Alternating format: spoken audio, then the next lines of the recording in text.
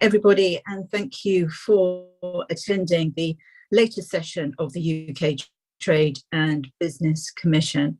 Today we've got a slightly different structure. We are spending 2 hours looking in depth at the UK arts and cultural sectors and what has been happening to them over the last couple of years or so, and what their needs are for the future. We have with us a very distinguished panel, so thank you all for attending. Because we have such a packed agenda, can I ask you to try and keep your answers quite succinct? And don't feel you have to answer every single question. The commissioners will be asking specific questions to specific members. And then if you really feel that you need to add something that hasn't been covered, please do come in then.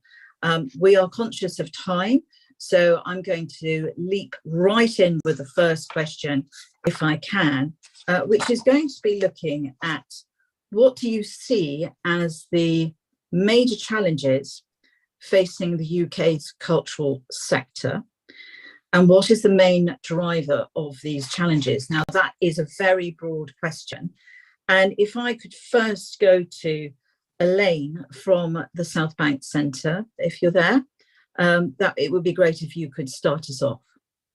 Hello, good morning, and thank you for having me. Briefly, South Bank Centre is partially funded by the Arts Council. 37% of our income comes from government sources through the Arts Council, and we have just sustained a cut in that funding. We receive our funding every 3 years. That was a result of the Arts Council being instructed by the DCMS to shift £30 million outside London. We are very grateful to be one of the biggest beneficiaries of Arts Council money, but we also sustained a cut. So we had a 10% cut in our annual funding. So that obviously is of great concern to us. It amounts to £1.8 million a year. And what concerns us obviously about that is the degree to which we can truly remain competitive in terms of providing, as you know, at the South Bank Centre, we have a very broad cultural offer, which includes all art forms, visual arts at the Hayward Gallery, classical music in our concert halls, but also contemporary music, performance and dance, spoken word, as well as 40%. Our investment is that 40% of everything we present here is free to access, which is very much suits the sort of democratic principles on which the South Bank Centre was founded, that there should be sufficient access for everybody to world-class art and culture. I think other concerns are that audiences have not quite returned in the same numbers post-pandemic that they had done, particularly in classical music. We're seeing a sort of 20% cut, a 20% reduction in audiences, regardless really of repertoire or orchestra. And we know that that is also a global phenomenon that is shared around the world. So that is of concern to us. We are also finding that there is a drain in skills to film and television. Obviously, film and television was very sustained during the pandemic. It has also benefited hugely from a great deal of investment. And our technical staff, many of whom we spent a lot of time and effort and investment in training, there has been an absolute drain over to film and television.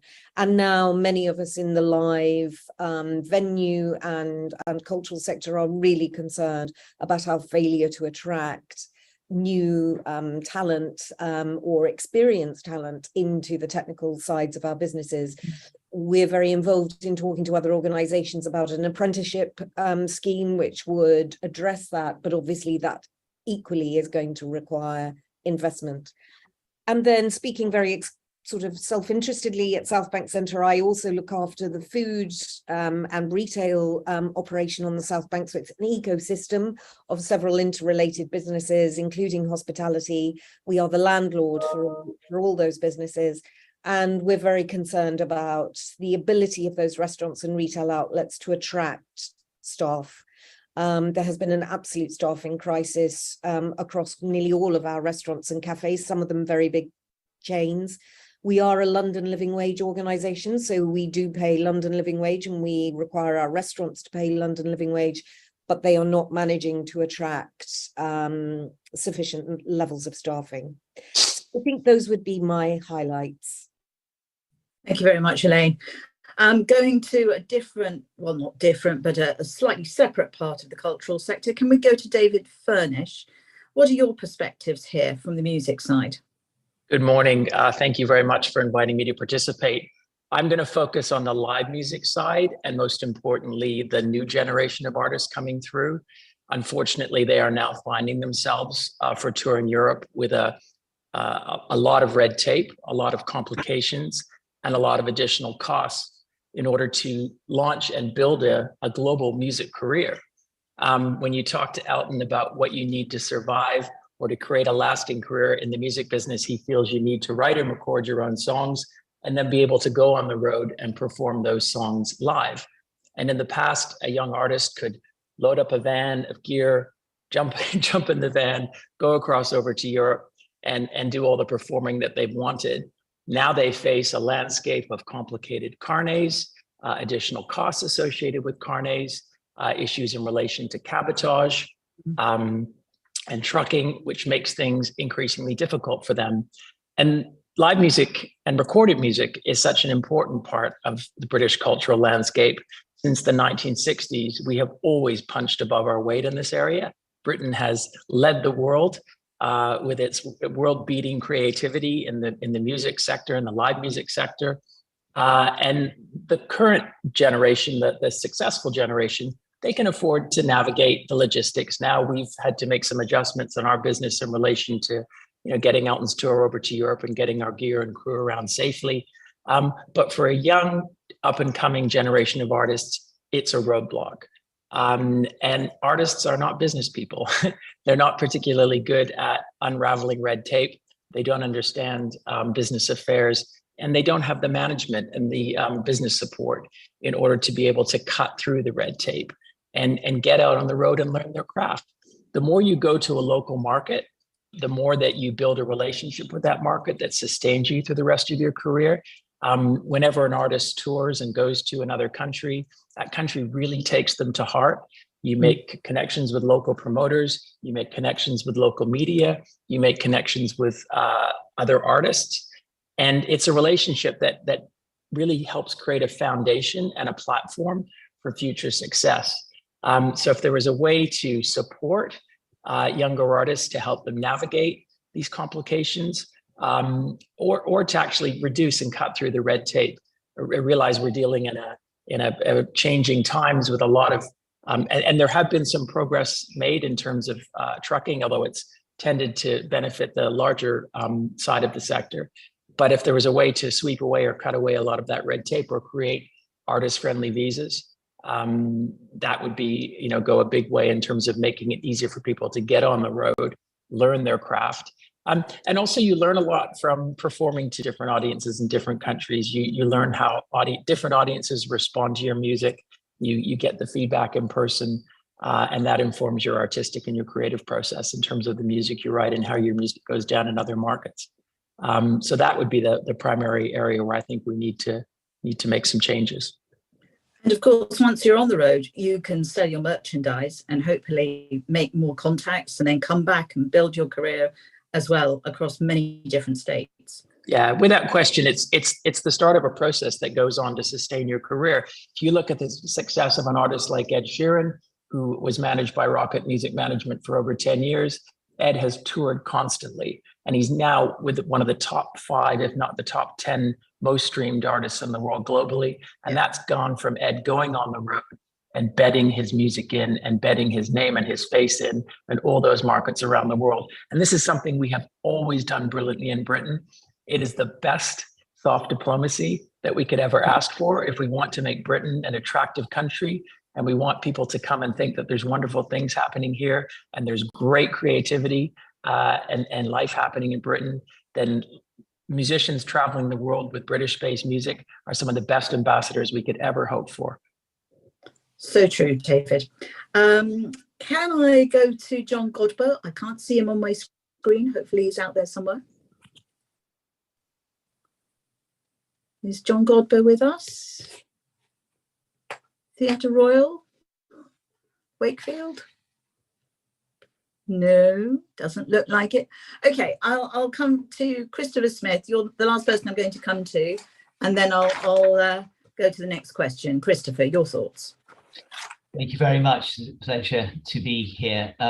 I want to speak rather more about the creative industries and their contribution to the economy and the cultural sector, because there are others on the call who already have spoken and will speak better to the specific issues of arts and culture, all of which I very much agree with. But even just thinking about either the South Bank Centre or the music industry, they are fed by the developments in creative industry and R&D, which allow for innovative performances, the capacity to stream those performances, the capacity to underpin some of the IP issues around music streaming, etc., etc. So in terms of the challenges, I would refer predominantly to the House of Lords Digital Communications Committee just earlier this month, which talks effectively about the incoherence of governmental approaches to the creative industries. And creative industries in recent years have delivered more economic value to the UK than life sciences, aerospace, and the automobile sectors combined. This is a £116 billion industry. I hope we'll get on later some of the statistics about foreign direct investment.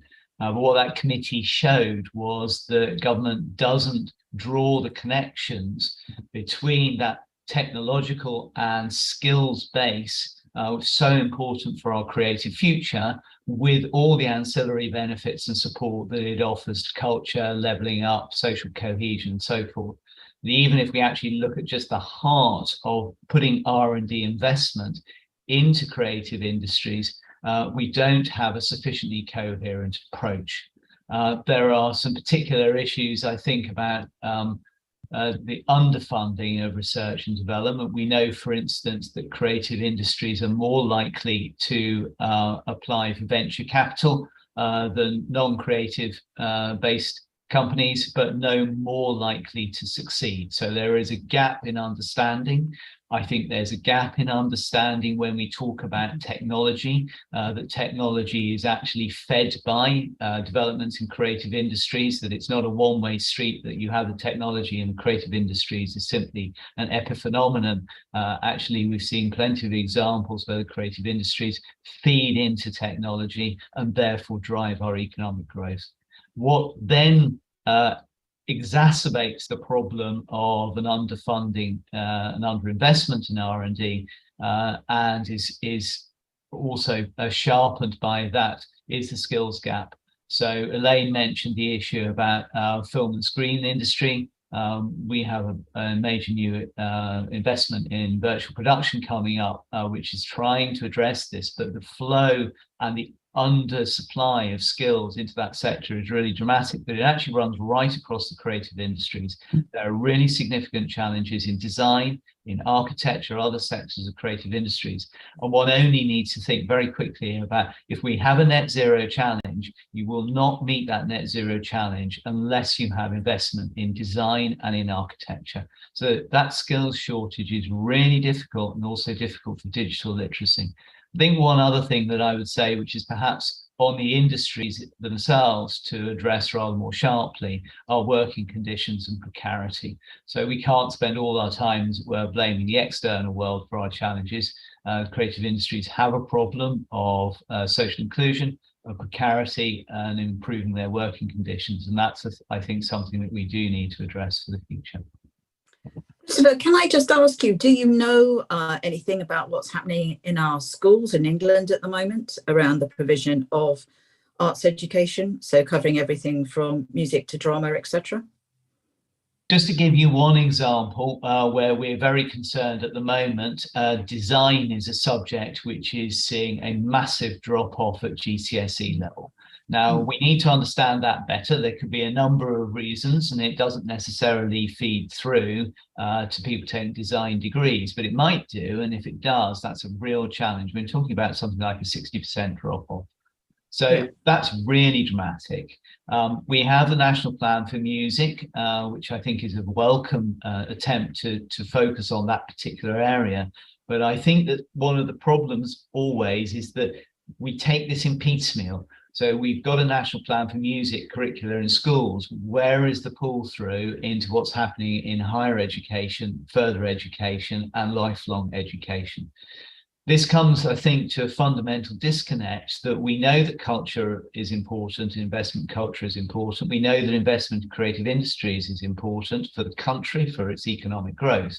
But at the same time, we have a narrative about the lack of value of creative industry degrees. That obviously then feeds into student choices at school and the impact there. Now, that's a disconnect of language which creates breaks in the pipeline of talent.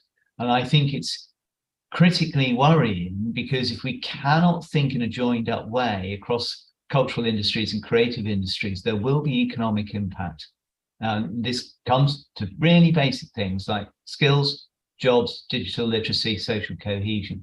So we are seeing some challenges, but I think they're being exacerbated almost by discourses that are outside a school conversation and in just competing incoherence of messaging from government. The ISM has done a lot of work around what's happening with accountability measures in our schools. And we have found that in terms of arts education, so all subjects, design, tech, drama, music in particular, there has been a massive reduction ever since the Progress 8 accountability measure was introduced in about 2014.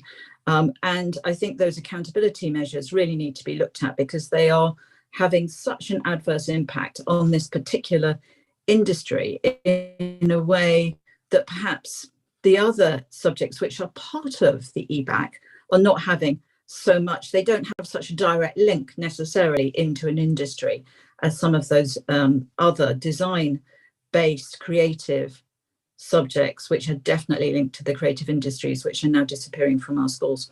So that's certainly something that we should be adding into the mix. So can we now head off to the second question with Philippa? So over to you.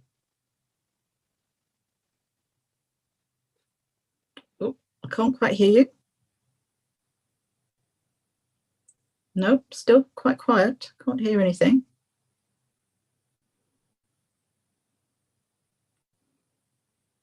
No, still not. No. Our techie friends from the Commission, can you help? Hi, Philippa. If not, sorry. Oh, yes, there we go. Yeah, we have hi. sound. Yeah, I think your microphone isn't connected to Zoom, unfortunately. So would it be a problem to hand that question over? Can you hear me now? Oh, Can you hear me go. now? Perfect. Thank you, Okay, Philippa. so obviously it's my earphones and microphone. I was trying to be smart to block out all the background noise. Sorry about that. So I want to pick up on the issues that David raised. We haven't said the B word yet, but it is very much the post-Brexit change to the UK's international relationships, moving away from the EU, but also what will be discussed by other colleagues later, future trade deals with other parts of the world. So I'd like to start with Margarita and then Risha, and then come back to David to see if there's other things he wants to ask. So Margarita, what logistical administrative challenges do you see facing the sector? How could the sector be supported to deal with them in the short term? Exactly what David was talking about, young musicians, young performers. We're seeing it a lot in Scotland with traditional performers, traditional music, big market in Europe, and it's a struggle for them to go. So how could they be supported in the short term, but how could we actually tackle it in the long term? Thank you. Yes, so I represent here the theatre sector, and especially small independent companies who would have had the opportunity to tour to Europe with a single entry point up until the day before Brexit. They would have been able to call up various and multiple partners, theatres, festivals, companies, and create international tours that were worthwhile and took people on the road for a significant chunk of time, going from one state to the next with a single entry point, which was seamless and easy, and provided extra revenue that would fill the gap of stagnating levels of funding. This is no longer very easy. It is in fact quite difficult because now companies have to negotiate with single states. So they have to conform to the regulations of single states in Europe, for instance. And it is no longer possible to have a single entry point where, for instance, if you're touring to Spain or France or Italy, you have to negotiate with single states. And it is not worthwhile to go to a single one because the market isn't big enough. You can't tour to enough venues, and therefore it is the small and medium companies are the most affected, because it takes staff time, administrative time, to create all the conditions that would enable all the companies to create a worthwhile international tour to Europe. And it is burdensome, and sometimes it is not worthwhile. It is not does not make financial sense because of all the red tape. And so this is for us, especially I'm a trustee at Actors Touring Company. It has been so far impossible to resume touring to Europe because it's been quite difficult to get all of those administrative tasks completed with the level of staffing that we can afford.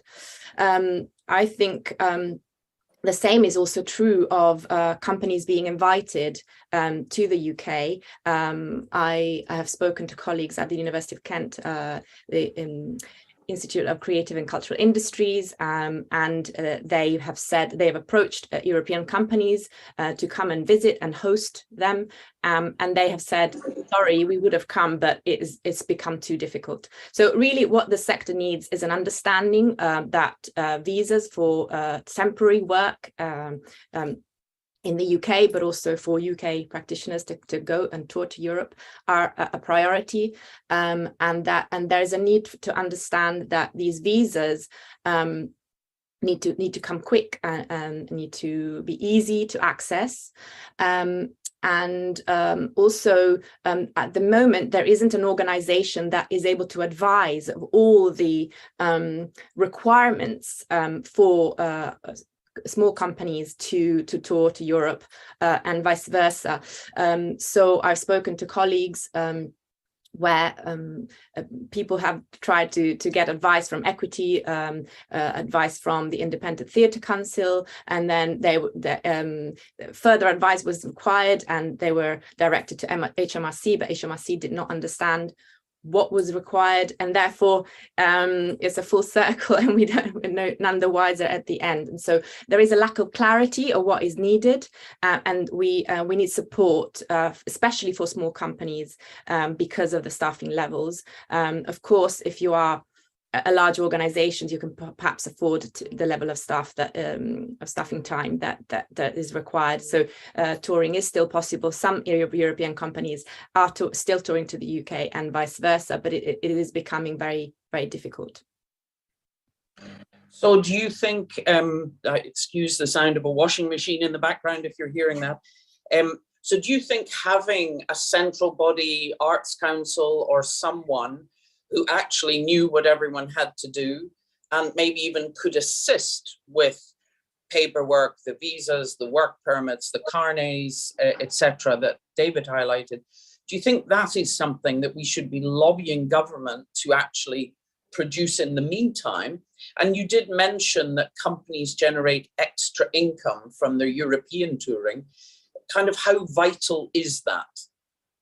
I think it would be vital to have a body that is tasked with advising and supporting, if possible, especially the small companies and the medium companies, but also the large ones, to really support the touring, international touring. I think really how vital it is. It is vital for creativity. It is vital for sharing. It is vital for the ethos of the arts and culture sector. It is vital for our budget lines. It really would make the difference from potentially reaching a marginal profit and potentially being able to reinvest those profits into more work done in the UK with the communities that we want to reach, etc. It really would make a massive difference, and the body tasked with this would be absolutely essential. So the income, I mean, the cultural diplomacy that David was talking about is obvious, but actually the income from this touring is also vital to support the survival, both of small companies and indeed larger ones. If I could come to yourself, Risha, what your feelings are and experience about these roadblocks that we're seeing for touring in Europe and for cultural exchange in Europe. Thank you very much. My name is Rosh, actually. Thank you. It's all right. It's an Irish name, tricky. I work at Arts Admin. We're a producing organisation. We're a not-for-profit. We're Arts Council funded, and we support the work of independent artists, usually that sits in between forms, and we work an awful lot in Europe and always have done. I think I would disagree slightly with Marguerite in terms of access to information. I think that there is good information out there. I think Arts Info Point UK has provided some really great information, as have extracts.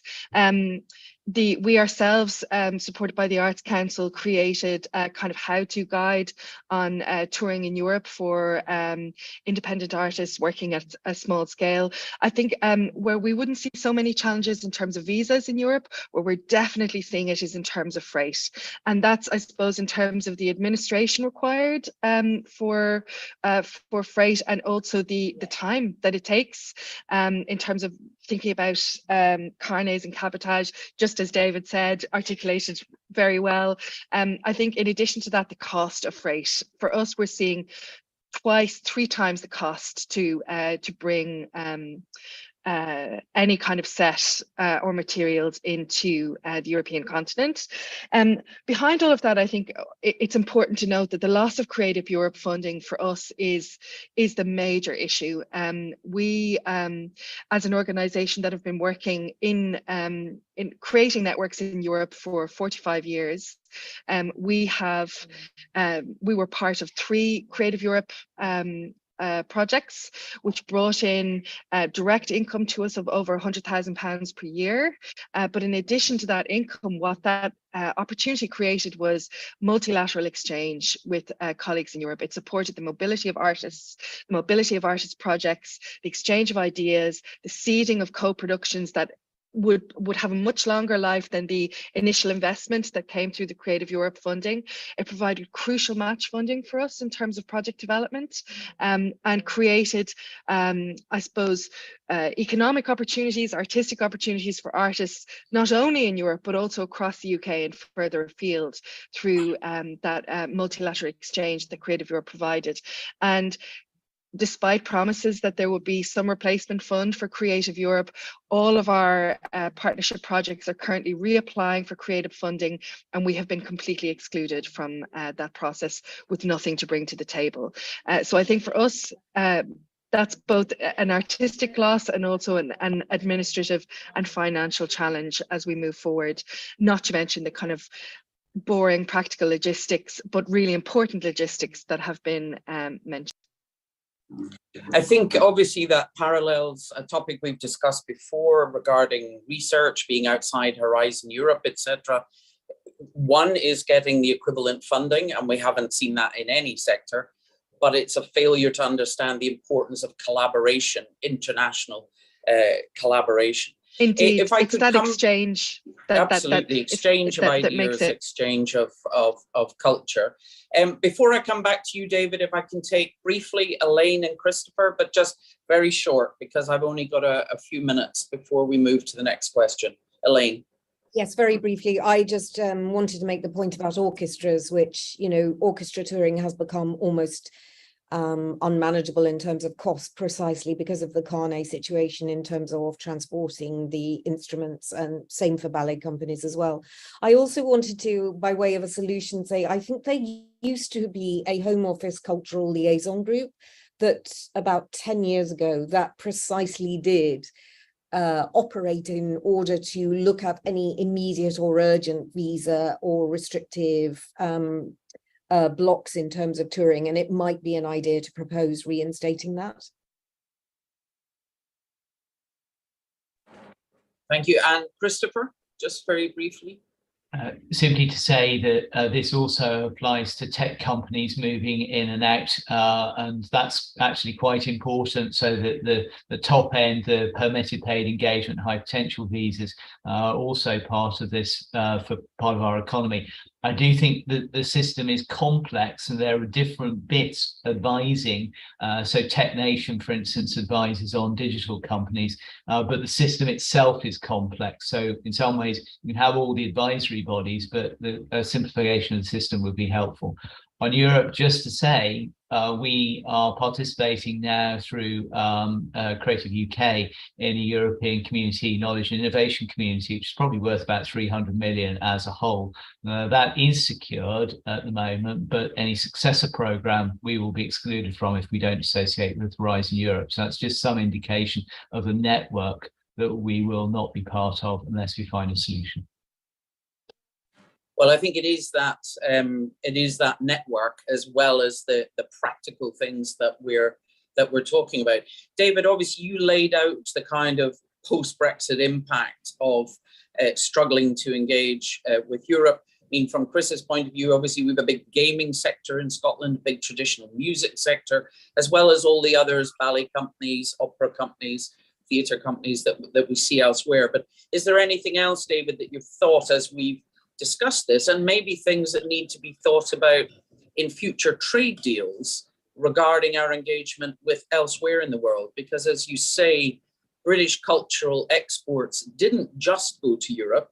Europe has become much harder. Are there things we should be thinking about to make it easier to actually export to other parts of the world? I agree with what Margarita talked about. I feel if we can have a central office or a central place of support where people can go, not a website, when you're touring, and when you're touring in different, incarnations and sizes, there's no cookie cutter solution to that sort of thing. You need to have a helpline or an office where you can go in and sit down to people and actually put together a plan and work through all the complicated logistics in the short term to help you get on the road as quickly as possible. In the longer term, the more we can remove those complications, the better. And if there's a way to create, for artistic exportation, if there's a way to create visa-free or carnet-free type arrangements for artists, I mean, again, the best British ambassadors we could ever hope for, in an area that we've always done and led the world with so well.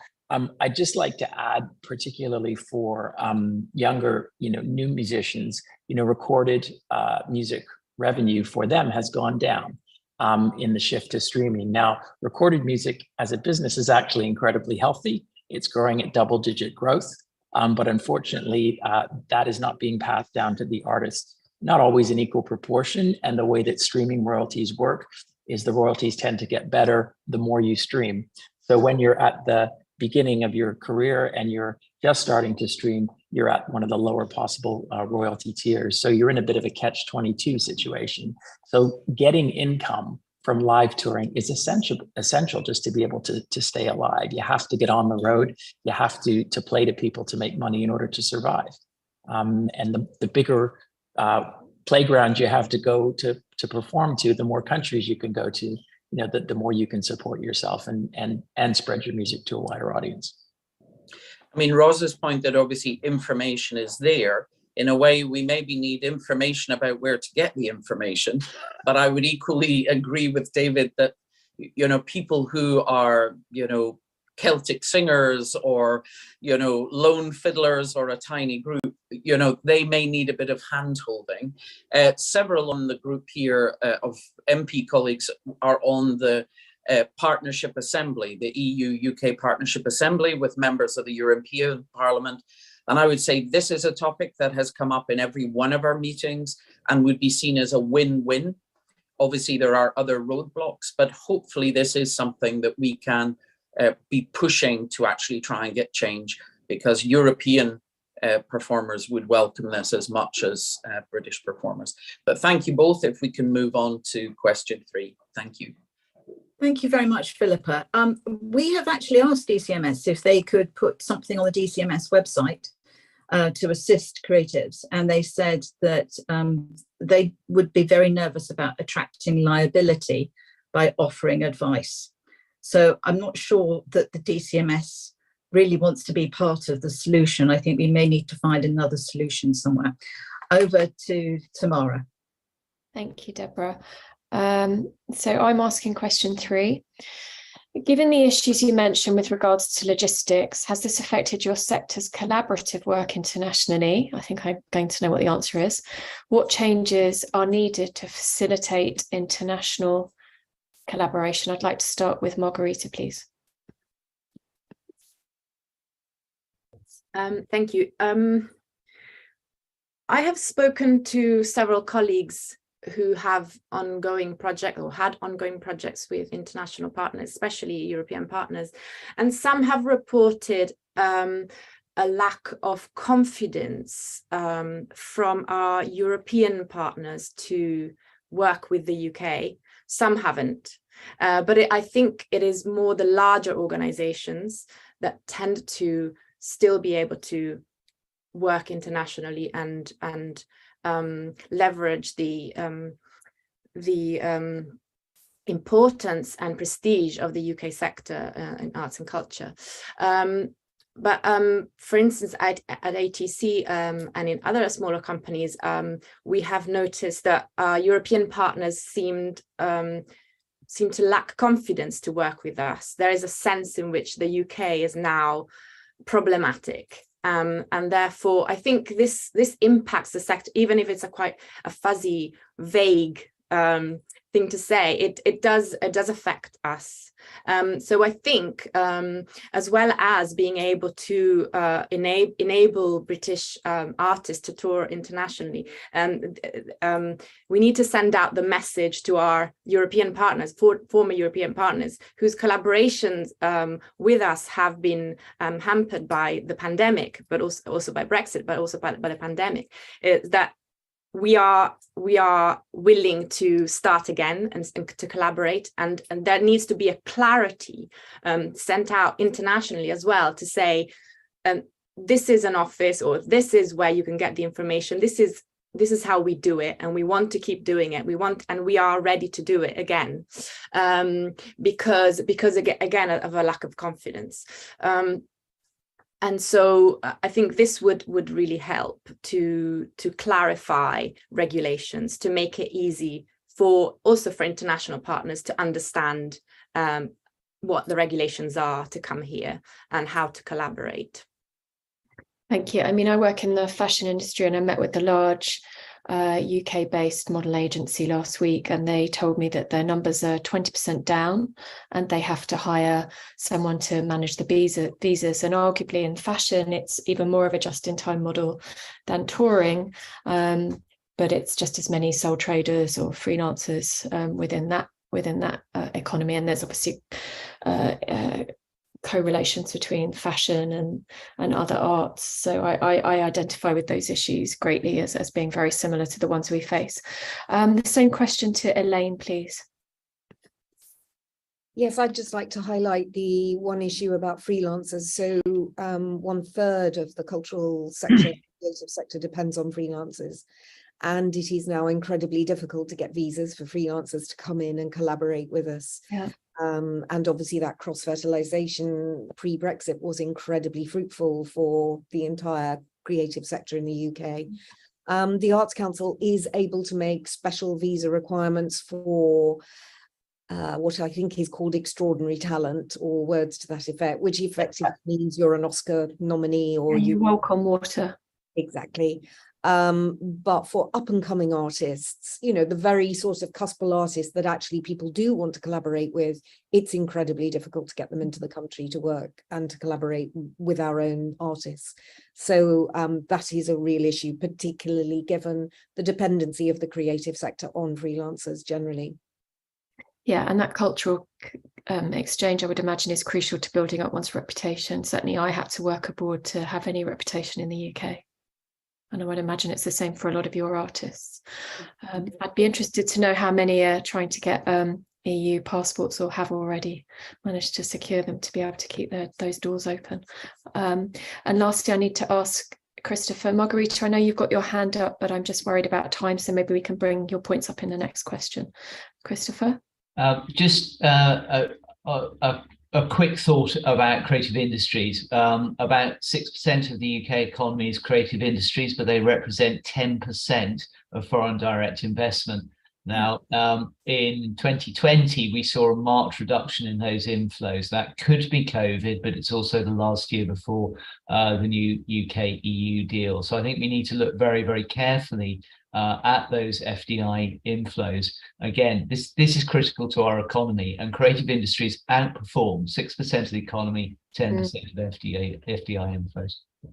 Yeah, it was growing 11% year on year, wasn't it? And very important growth in comparison to other areas. I always think about Freeze Week and how important that is for the investment that it brings into the country. I'm coming in for other questions, but I'm going to defer back to the chair now because of time. And Margarita, I'm sure you can bring your points in later. Thank you.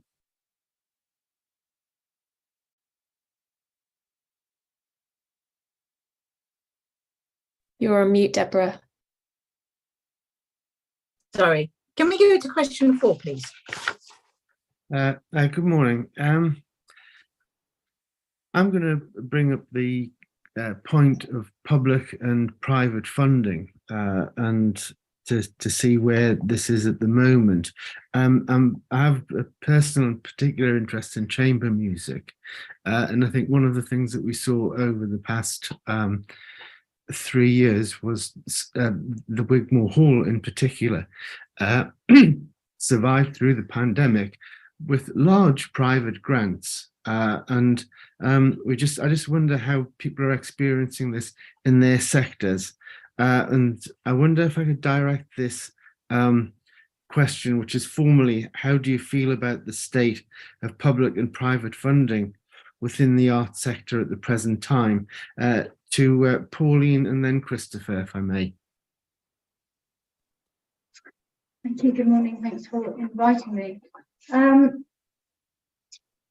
Well, film has always really had a blend of public and private funding. It's sort of the nature of the way projects evolve. But I would say it depends which part of the chain you look at. So when you look at early R&D, it's very, very difficult to get private investment into that part of the chain, as you might expect. We're dealing in intangible assets when you're looking at intellectual property all the time, and particularly when you've got new and emerging talent coming through, or new and emerging kind of companies, very hard to bring in private investment to that early R&D. So the points that Christopher referred to about looking at R&D in a much broader way for how that works for the creative industries is really important, whether that's the kind of tax credits, whether it's UKRI funding, you know, how does it work for much, much smaller and micro companies? How does it work when you're an intangible asset business? So I think that's really important to support that kind of R&D. And also when you're looking at building those relationships, so from an international point of view, again, it all tends to be the burden, if you like, of developing those relationships is falling to small and micro companies on the whole, and again, to the public sector. And it takes a very long time, counted in years, to develop the kind of trust and relationships that seed projects, and all of those projects will go into production. So it's time consuming. And when you then layer on top of that the need to expand our international relationships into new territories, and deal with the kind of perception issues that have been talked about already here, where we're having to do an awful lot of heavy lifting to rebuild the confidence with partners that we may have worked with many, many times over the years, that yes, we're still very much open for business. This is how it works now. You can see how sort of labour intensive that is on the public side, and I think a lot more needs to be done in that area. The other very particular and acute area where we really need a lot more private investment is around training and skills to build the capacity in the sector, because we have seen an enormous amount of growth, particularly around production for film and high-end television. You can see it when you look at your box sets, when you look at studios and streamers, and the amount of growth that they've seen throughout kind of COVID, when we were all kind of locked inside our houses. That has fed consumer behaviour and changes in the way that we watch films and television. Massive demand, lots of production, and studies from which the BFI commissioned indicate that we need around about 20,000 additional full-time equivalents by 2026 working in the sector across all kinds of roles and skills, and around about 104 million of additional investment per year by 2025. You can't do that without significant private investment coming into the mix. Thank you. I think that's given us quite an overview as to the demands in the film sector. And I wonder if you, Christopher, could take this up now. Thank you. Yes, I think the contribution of private sector to R&D is critical, but again, we're back to issues around an ecosystem of coherence that's desperately needed. So we have benefited in the creative industries from R&D tax credits, but probably there's a great deal more to be done to actually improve that system. And obviously with the ONS recent re-evaluation, we're very concerned that there should be, unintended consequences or wrong decisions made. Overall, our investment against OECD statistics is weak. So for the total investment for creative industries and other sectors, R&D from business public sectors is underneath the OECD average. And creative industries actually has been improving as moving up from about 11.5% of business R&D in 2018. So there's a lot of creative R&D going on, despite the nature of the sector with a lot of small and medium enterprises. So actually, I think the sector's doing a lot of work, but it's not necessarily helped by government intervention. So that's a coherence issue. I think one of the other aspects of this is to look at the arts and cultural sector. So just going back to work by the Creative Industries Policy and Evidence Centre, which is funded by HRC, they've looked at investment in arts through local authorities, and capital and revenue expenditure in the arts in England has fallen by more than 30% in real terms between 2009-10 and 2019-20. Now, a good deal of that is actually library expenditure. Even if you take that out, it's still a 15% drop. But I don't think you should take libraries out, because we know that libraries actually are a critical part of the arts and cultural ecosystem, and also have increasingly offered business support and activities to help SMEs. So there is a big drop that we're seeing here that in local authority spend. That local authority spend was often what was holding up a drop in central government spend. So we have, on the one hand, an incoherence in the system which isn't allowing the private sector support to come through as strongly as it should do, coupled by drops in the public sector, both at national and local level.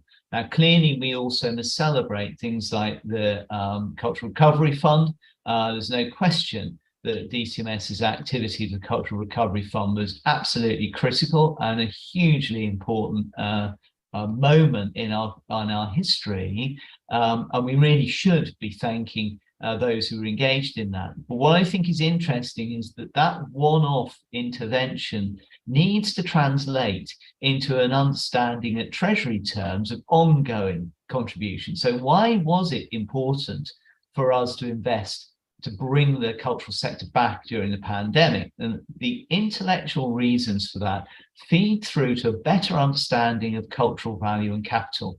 And I think here we need to shift the Treasury Green Book. We need to understand things like non-use value, heritage value, and also the feed through into well-being and the impacts of well-being. So we've done this when we started to think about the economic impact of climate change. We need to do the same kind of deep analysis of the economic value of cultural heritage as well as the creative industries. Thank you. I wonder if I could open this up to whoever is here to see if there are any comments about the importance of the cultural sector and the importance of funding it in relation to the soft skills which David referred to earlier, and the softer side of international relations. Any takers? Go on. I will lower my hand. Yes, I mean, I think I would agree with Margarita that actually a lot of our partners in Europe are still really, really keen for the artists that we work with to come to them, to have the opportunity to come to the UK. There's still a huge amount of interest. This is a destination people want to come to. People are curious about British artists, British creativity. There is definitely an interest there. I think we have been in a series of cycles of decline around public funds for the arts over the last 12 years. There is no denying it. In our own organisation, we've luckily, I mean, we're based in London, so there's a particular challenge, as has been already articulated by Elaine, around funds taken out of London. But we've managed to secure a standstill in funds throughout the last 3 cycles of NPO funding from ACE. But what that effectively means is that we are now at a 45% cut in terms of how we have negotiated the last 12 years as an organisation. And that is met with a declining market, or difficulty to access the market, particularly in Europe, and also declining funds from Europe. And I think something that's important to say is, you know, when we think about private funds and public funds, increasingly both private and public funds are interested in social outcomes as the major metric for how funding is allocated. And while social outcomes are extremely important, they're not the only outcome that the arts offers society.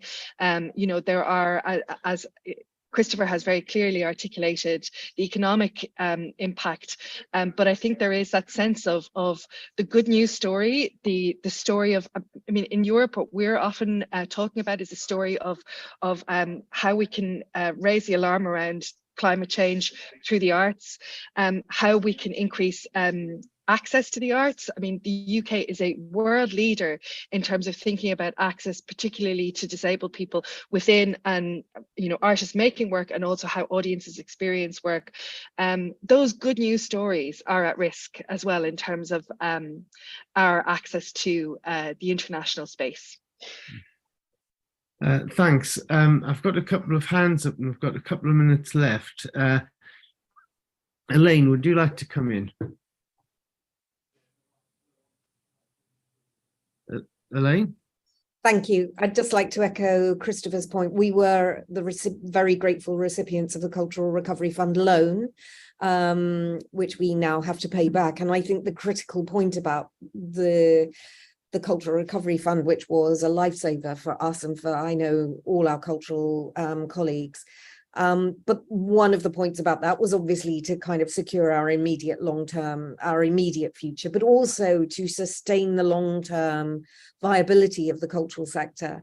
And coming out of the pandemic, of course, we are facing a whole new set of financial challenges, not least inflation, the war in Ukraine, the hike in fuel prices, the consequences of Brexit. And so in terms of this freedom of movement that we've been talking about. And so I think it's really important that we all remember what the Cultural Recovery Fund was meant to sustain, and that it can continue to do that, or there is sufficient funding to do that. As Rosh says, I mean, we have sustained at South Bank Centre a real terms cost of 42% over the last few years. That has real consequences in terms of the amount of artistic activity and innovation we can do, not least in terms of apprenticeships and skills development. And I think, can I just cut across to here and see, because I've got a minute or so left, and wonder if I could bring Pauline back in.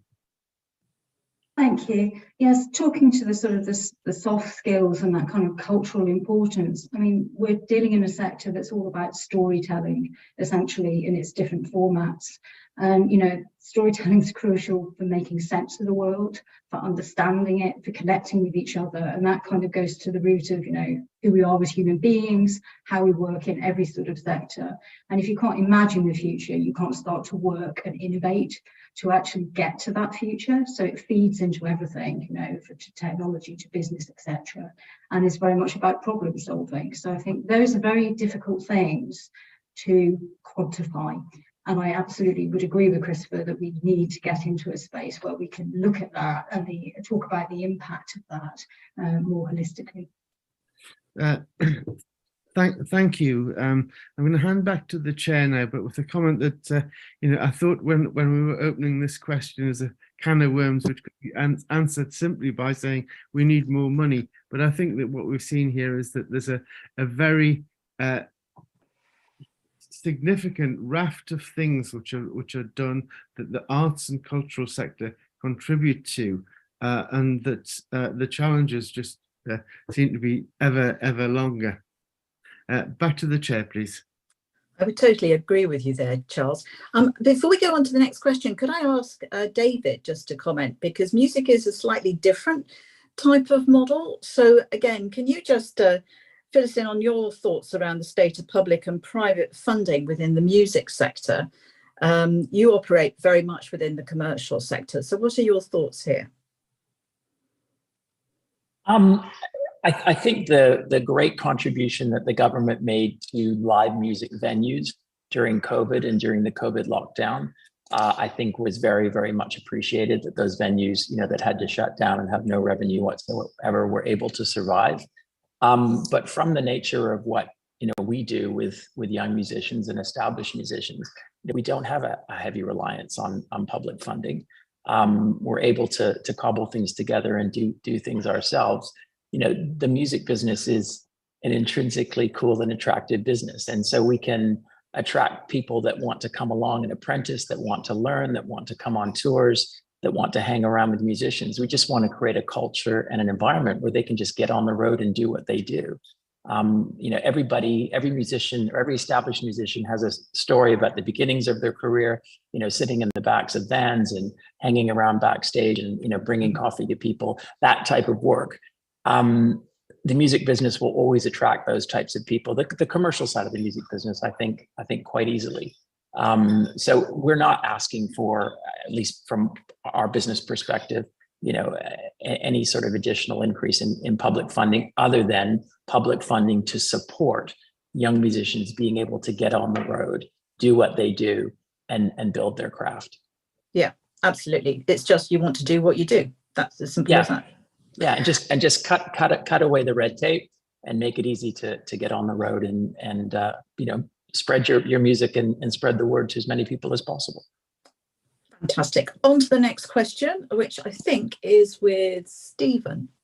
Yes, thank you very much, Deborah, and good morning, everyone.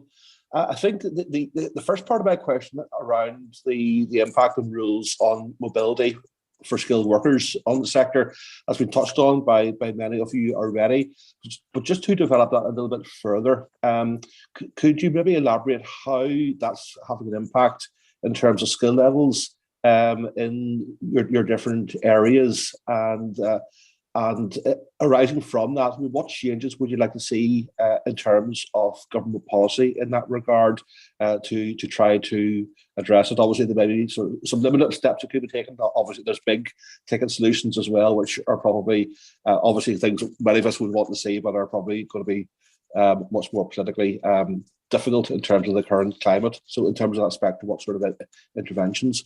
Not quite sure who was picking up, so just look for any hands to see who wants to volunteer to pick up on that one. I think if we could go to Elaine, because she was talking about skills, and then we moved on. So perhaps if we go back to Elaine, that would be great. Okay, I see Margarita and Rush as well, so I'll go to them next. And so Elaine first, please. Thank you. Well, I spoke about the particular issues around technical and craft skills, which I think we have seen in the arts and cultural sector a drain away from the arts sector towards the much better paid, much better funded, much more rewarding financially film and television sector. So I think that's something we all need to think about very carefully. We have always been the training ground for those kinds of technical skills. I know at the Opera House there has been a real crisis in terms of the specialist costume design and the attraction of film and television away from those kind of live venue performances. I suppose the other point I was making in my opening was also what I suppose has traditionally been called low-skilled workers, and the crisis in attracting those to our related businesses in the ecosystem here on the South Bank, which is our retail, restaurants and bars. And there's obviously also been an absolute crisis in finding sufficient staff for all of those. Sure, thanks very much. And Margarita? Thank you. Absolutely agree with everything Elaine has said about this. In terms of what needs to change, I think we're seeing this level of a lack of skills, and everyone I've spoken to has been looking for those backstage workers and technicians, and have been unable to find enough people. So I work in a university where we train those people, and a lot of my colleagues as well.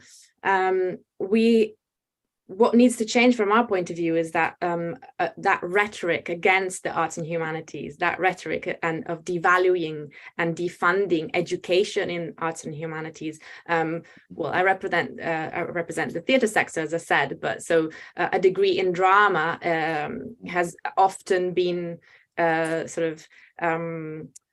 publicly devalued, and the idea of a Mickey Mouse degree. And we are seeing, especially with the pandemic, where all the theatres had to be shut, and we're seeing how vulnerable we were to that particular challenge. We've seen parents advising their children against because of breathing that rhetoric against the arts and humanities that don't offer a future, that don't offer a secure job.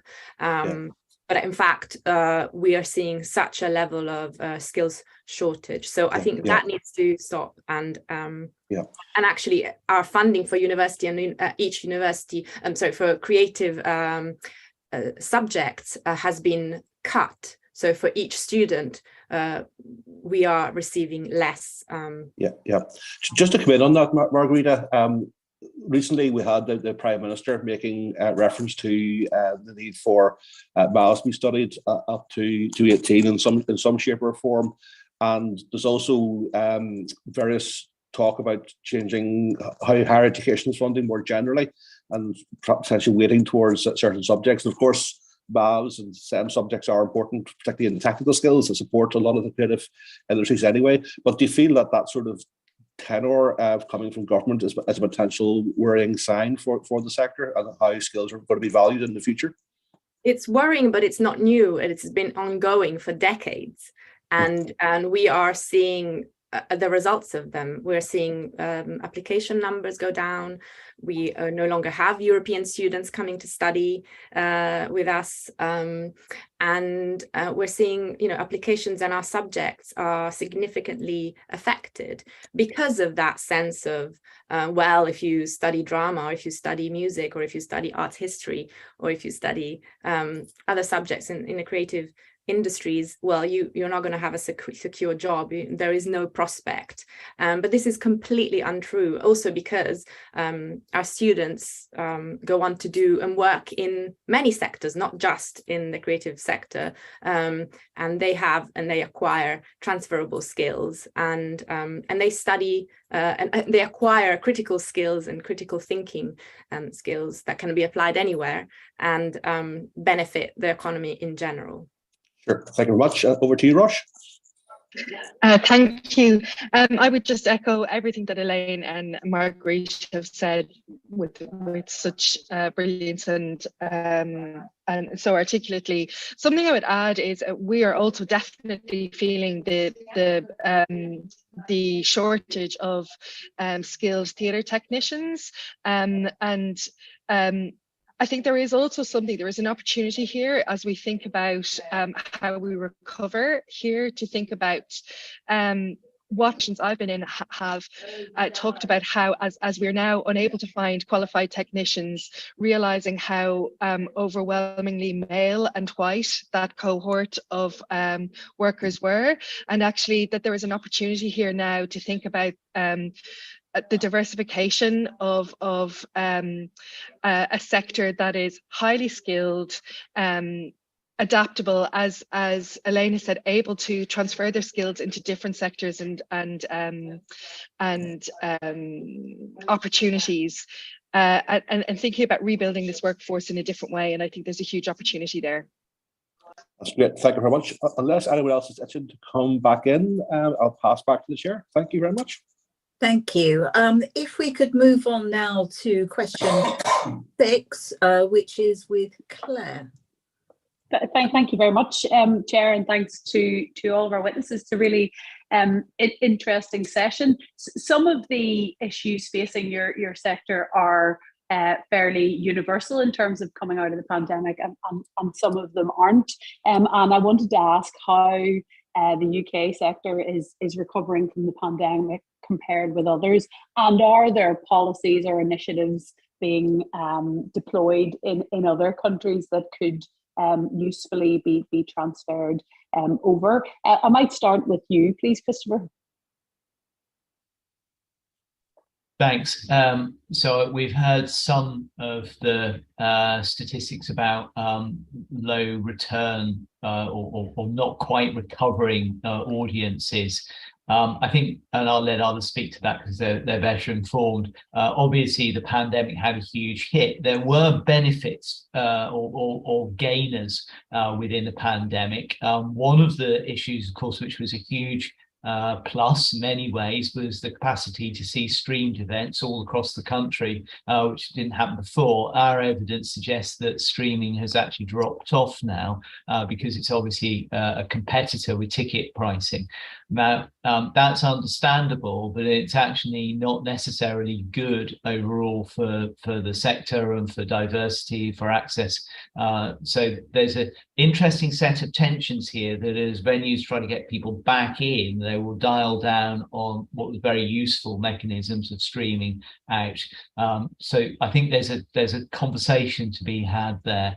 In terms of international comparisons, I can't speak to comparisons in audiences. What I can speak to is just some of the really critical things about the fact that other countries are using tax incentives and other funding much more strongly than we are. So US, Canada, France and Germany continue to use fiscal measures to support their creative industries, whereas we've rather tailed off. Their contributions, China, Singapore, South Korea are investing in creativity in ways that we aren't. Italy, Canada, Korea and Denmark have more competitive tax incentives than we do that are running on past pandemic.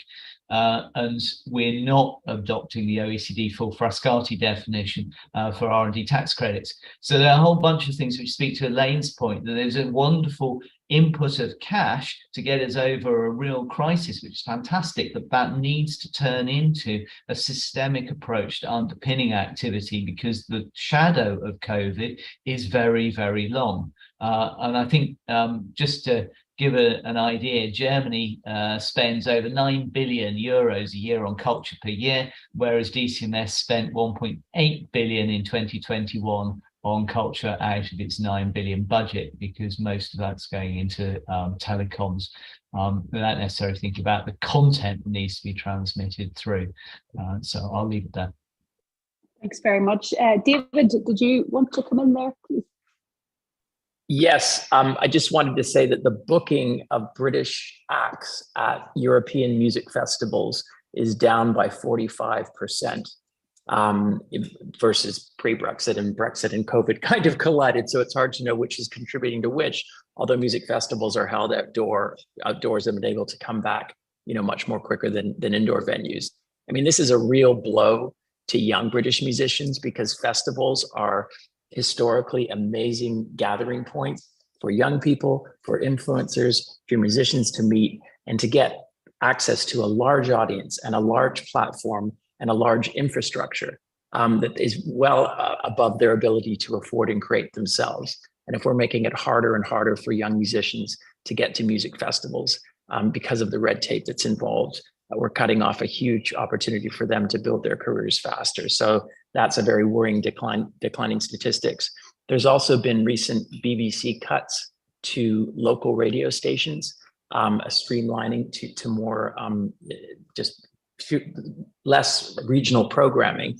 And so many of those regional programs have been essential at giving young artists a platform for breaking and coming into the market.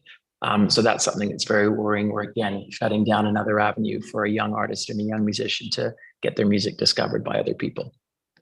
Thanks. And I know colleagues are going to pick up on a couple of those issues around international agreements and so on. I don't know if anybody other, Russia, I'm aware of the Arts Council of Ireland as well, and things like, I know there's a pilot rolled out there on a minimum basic income. Are there any other initiatives in Ireland or elsewhere that you think would usefully transfer? Yeah, I mean, first to say that I think the stories that we're experiencing around audience behavior and the way things are, the shortage of staff, etc., these are international stories. They're not just particular to the UK, but what you see is that the response is different.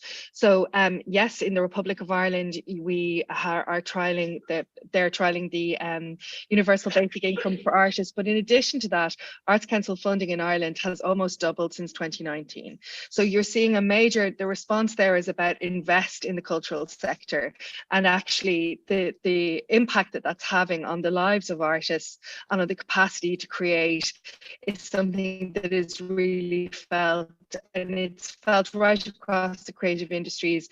You may have seen a record 14 Oscar nominations for Irish artists in the day before yesterday's. And I also think it's important to note that that how important the British Council has been historically to artists in the UK working internationally, not just in Europe, but across the world. And the other thing we've noticed in the last couple of years is the decimation of the British Council, the removal of the arts function from head office in London, as well as in the teams across the world. We currently are running a program called Another Route, which is about supporting UK artists to internationalise global health challenges, geopolitical realities, and the climate emergency, completely dependent on the local skills and expertise of British Council team across the world. And seeing that threatened is also a real risk to the creative sector and the arts in particular, as we try and create relationships internationally. So I think it's important to mention that. Thanks, Amelia. I've just noticed, sorry, your hands, both Margarita and Pauline. If you want to come in first, Margarita, thank you. Yes, I just wanted to make the point that in comparison to other countries, especially in Europe, such as France and Germany, the UK venues, for instance, in theatre are much more reliant on ticket sales. So Arts Council funding, for instance, counts as maybe 35% of overall budget and on average, whereas in other countries, such as Germany and France, is much higher. It's over 50%, even 60 or 70% of their overall budgets. This means that they are less reliant on audiences, audience behavior, and therefore this allows them to just bounce back as audiences adjust. And this, of course, has a massive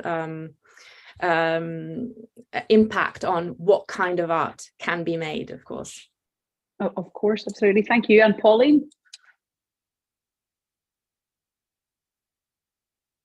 Finding my unmute button there. Just building on something Chris said, just to reiterate this kind of long tail on the impact of COVID, particularly on exhibition, on film exhibition. Many of those cinemas also based within mixed arts venues to speak to the ecology. We're still, according to ComScore, across the whole of that exhibition subsector, 28% down on pre-COVID levels. In 2019, we had 1.35 billion of admissions, and currently we have 978.5 million. So we've got a long way to go, and that means that cinemas are dealing with how is the experience economy changing? What do you have to do to get an audience out to a venue now that's different than what you had to do in 2019, which is a very significant set of challenges. And then from a sort of more international perspective, just to say that there's an awful lot of collaboration going. We're very active members and have been for many years of a group called Cineregio. It's a group of 50 European film funders. And we meet 3 times a year at various places around Europe. And for about 3 years now, we've been working on how, from a public sector point of view, funding in the ways that we work, and particularly the ways we engage with the big private entities, the streamers and the studios, needs to adapt in our varying attitudes to it. And there's a very sort of important report that they've been working on that will get published later on this year. And I think that will be very insightful. Thank you very much. Chair, I'll come back to you. Thank you. Thank you very much. I mean, I think some of this really should be going into the DCMS vision that they're supposed to be producing by the end of this month, early next month. And I just wanted to add into the mix, of course, that there has been an awful lot of cuts to funding from Arts Council into the music sector, particularly the classical music sector, which had a pretty miserable pandemic and is now having to deal with those cuts as well. So if we could go on to the next question, which is with Stephen. Yes, thank you. And this question is perhaps a bit more forward-looking as well, and it's primarily directed, I think, to David and then to Elaine. But we've been asking ourselves, what would a successful UK cultural sector actually look like? And in particular, to deliver that, what sort of opportunities need to be made available over the coming years if it's going to bounce back? And obviously linked to that, I suppose, who are we going to look to provide those opportunities? And if I look to David first, David, in your opening remarks, you described really a sector that needs to flow. You need that fluidity. You put a lot of emphasis on that, and you had some good practical suggestions, I thought, in terms of what could help, such as visa-free movement or carnet-free movement, on the ground help, particularly for smaller bands.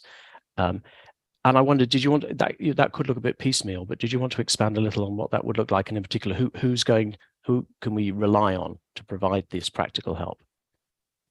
Elton and I have had extensive discussions with people on the label side in terms of the resource that labels might be prepared to provide in terms of private sector investment. As I mentioned earlier, the recorded music business is doing quite well and getting double-digit growth year on year. This year, if you look at the top 10 acts, they're all British for the first time in history, and that's as a result of a long-term investment in those careers over time.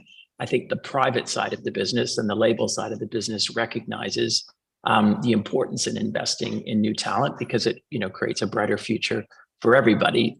But I think it's something that has to be done hand in hand with the government. I think the DCMS needs to really recognize the financial value and impact of the arts and of culture and to British industry overall.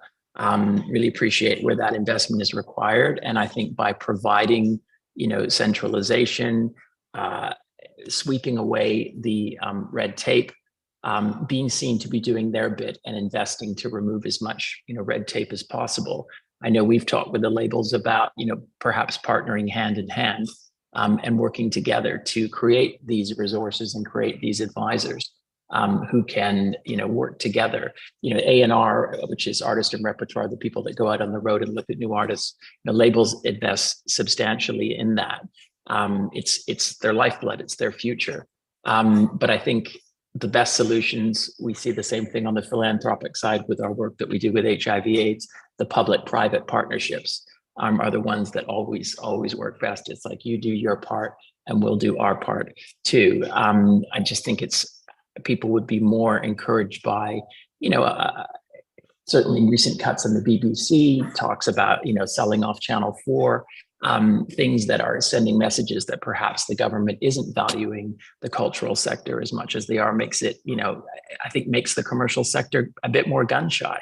And I think if the government was to show that they really valued, what music has done for Britain and what all the other art sectors have done for Britain, I think it would attract more private investment.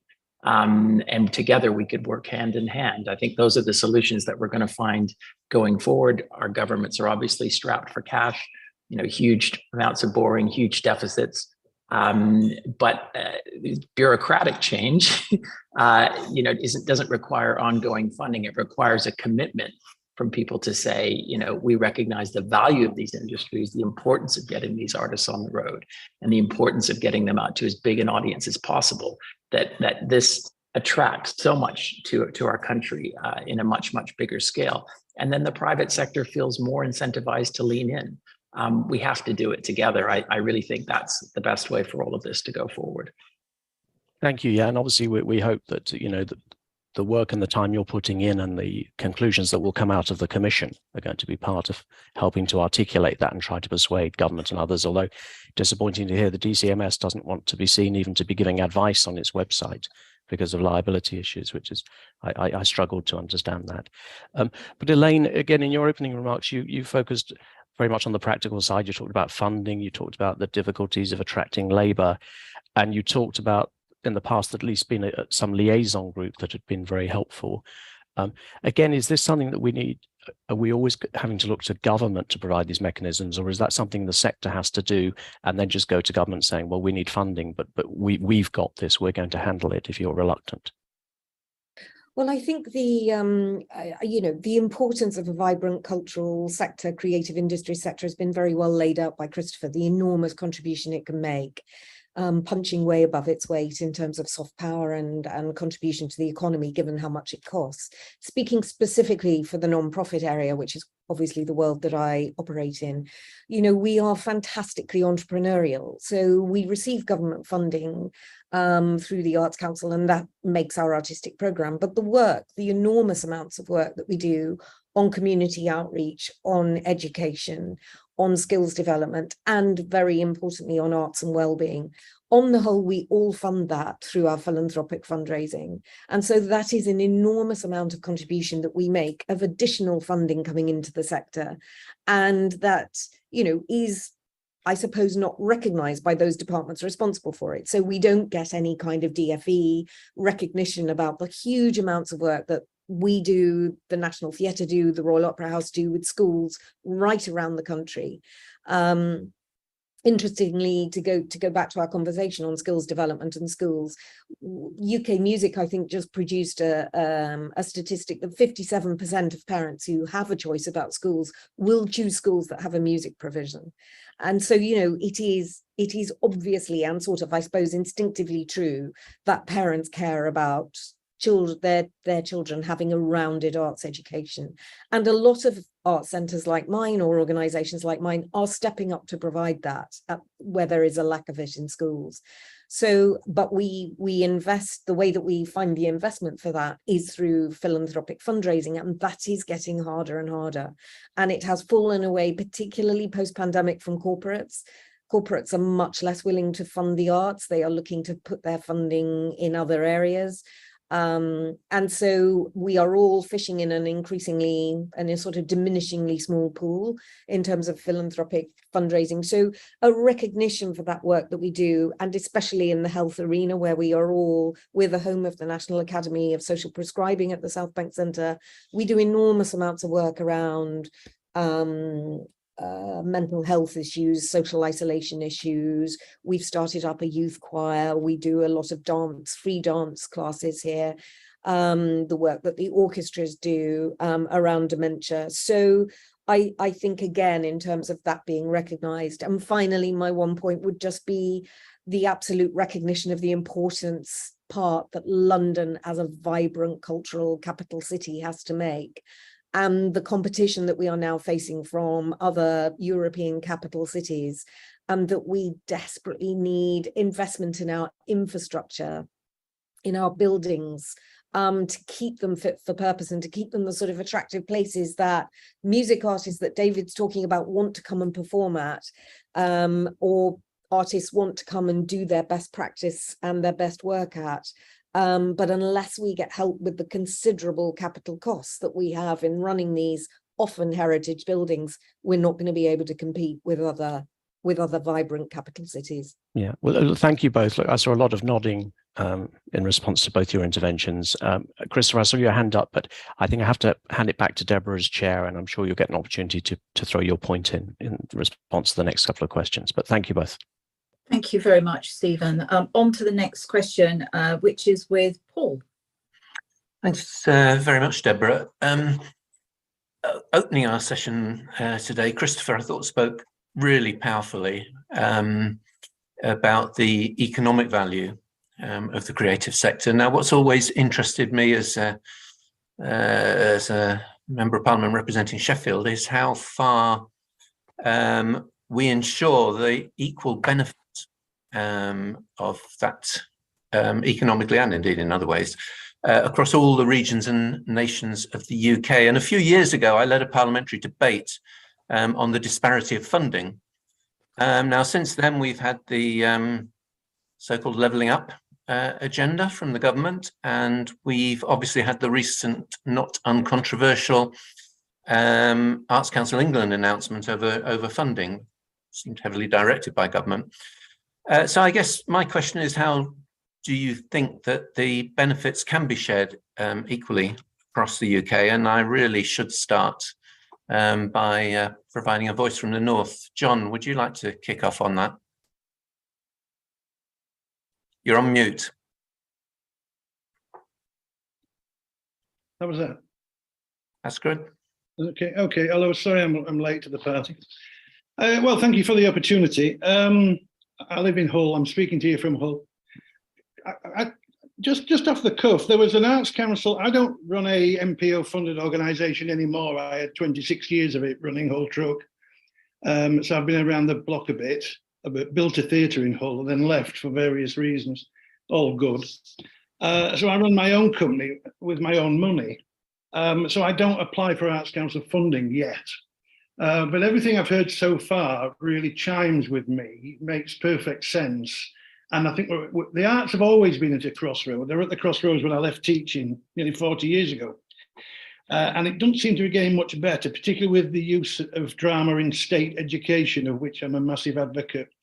When we lose drama in schools, we lose not only audience, but we lose the potential to cultivate. And I'm speaking as somebody who failed their 11 plus and taught in a comprehensive school for 5 years before coming to the mecca of arts, which is Hull. Excuse me. That's my wife telling me she's got to Doncaster.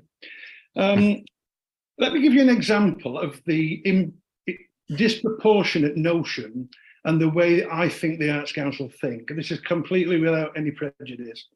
Years ago, you might recall there was a thing called Catalyst, and Catalyst funding was the Arts Council would match whatever you were able to raise locally. Now, I was invited by Kevin Spacey, at that time not so much non-gratis as he is now, to do a thing at the Old Vic. And in one night, the Old Vic raised £185,000. I'd been at Hull Truck for 27 years, and we'd not raised anything like £187,000. And the point is this, many years ago, when I first left teaching and I came to Hull, I did a talk in London at the Adam Smith Centre, I think it was, and I said that actors who work in the North should be given more money. Now, you can understand how that went down with a lot of people who lived in London. Luckily, I'm 18 stone, so it didn't throw me that much. But the point is, we need, obviously, more water and good soil in areas where it's more difficult to grow and cultivate people. So consequently, the reason I referenced the Catalyst programme is because how could we possibly match funding in Hull? Because we didn't have billionaires living round the corner. There's one round from me, but he's sold Meadowhall now, you know, and he doesn't have an interest in the arts. And this is what I think government has to reconcile, that it is not, and I can't foresee it being a level playing field currently, and we need to be able to access some kind of disproportionate levelling up, whereby when these projects come online, which are about, you know, Arts Council spend and matching public spend, we're actually able to prop up things in the north, because frankly, we do not have the same kind of spending capacity that you have in London. Now, you know, love London, it's great. My daughter lives there, fantastic, no disrespect to anything that's happening there. But I've lived in the north for 67 years. And it's what Alan Bennett said. It's, you know, we're quite different. We're not strange, we're different. And we need a different way of approaching funding, because we do not have critical mass. So we do not have a large market. As David Eyre, I think, said there are 22,000 theatre goers in London. I think there's about 220 in all. So every time you go out, you're having to start from zero. Now, whether or not that helps this discussion, there are for greater minds to draw that conclusion. But certainly it feels to me that we're heading towards some kind of we're on a slippery slope. The reason I was late to the party, I've got two shows opening, one in Doncaster and one in Bracknell. And one is about drama education in schools, which I wrote 35 years ago because I was a drama teacher. Things are not any better. The marginalisation of drama in school actually affects us all. It means that people who are not connected to the arts, or parents are interested in the arts, are not getting access. And listen, I know there's great work being done all over the place, but when I left teaching in 1984, I thought Red Ladder and companies like that had done all the work. No, there is so much penetration to do. Of course, money's scarce, but in my neck of the woods, we can't rely on a public-private partnership because it's drying up. Okay, that's really helpful, John. And I mean, I think some of the points you were making about what's happening in our schools were covered slightly differently earlier in our discussions, and clearly that issue about critical mass affects not only the creative sector, but it's a very powerful one. Let me bring in Christopher, because you know you've touched on some of these issues. What's your thoughts about how we ensure those benefits are shared more equally? Because clearly the Arts Council England's decision recently didn't go on wonderfully, even in parts of the regions. Sure. I mean, I'm just going to say, Arts Council England obviously responded to a government directive, and their hands were not entirely free, and I think it's fair to say that. So what I want to start by saying is that creative industries